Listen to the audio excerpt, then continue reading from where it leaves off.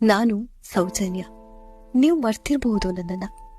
ಧರ್ಮಸ್ಥಳದ ಬಾಂಗಳ ಸಮೀಪ ಇರುವ ಪುಟ್ಟ ಮನೆಯಲ್ಲಿ ಪೋಷಕರಾದ ಚಂದಪ್ಪ ಮತ್ತು ಕುಸುಮಾವತಿಯ ಜೊತೆ ವಾಸವಾಗಿದ್ದೆ. ಬಡವರಾಗಿದ್ರು, ಕಷ್ಟಪಟ್ಟು ತುಂಬಾ ಮುದ್ದಿನಿಂದ ನನ್ನ ಸಾಕಿದ್ರು ನನ್ನ ತಂದೆ ತಾಯಿ.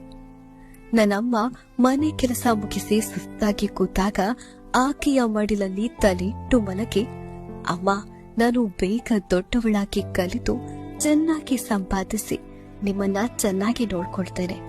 ನಂತರ ನಿಮ್ಮಿಬ್ಬರ ಕೆಲಸಕ್ಕೆ ಸಂಪೂರ್ಣ ವಿಶ್ರಾಂತಿ ಸಿಗುತ್ತೆ, ನೆಮ್ಮದಿಯ ಬದುಕುವ ಎನ್ನುವ ಕನಸನ್ನ ತೋರಿಸಿದ್ದೆ. ನನ್ನ ಕನಸಿಗೆ ರೆಕ್ಕೆ ಕಟ್ಟಲು ಉತ್ತಮ ಭವಿಷ್ಯ ರೂಪಿಸುವ ಹಂಬಲದೊಂದಿಗೆ ಉಜಿರೆಯ ಶ್ರೀ ಮಂಜುನಾಥೇಶ್ವರ ಕಾಲೇಜಿನಲ್ಲಿ ದ್ವಿತೀಯ ಪಿಯುಸಿ ವ್ಯಾಸಂಗ ಮಾಡುತ್ತಿದ್ದೆ. ಅಕ್ಟೋಬರ್ 9 ಸಂಜೆ ನನ್ನ ತರಗತಿ ಮುಗಿಸಿ ಮನೆಯತ್ತ ಹೆಜ್ಜೆ ಇಡ್ತಿದ್ದೆ. 5ರ ಸಮಯ. ಜಿನುಗುಟ್ಟುವ ಮಳೆಯಿಂದಾಗಿ ಬೇಗ ಮನೆ ಮುಟ್ಟುವ ಉದ್ದೇಶದಿಂದ ಸ್ವಲ್ಪ ಆತುರದಿಂದಲೇ ನಡೀತಾ ಇದ್ದೆ.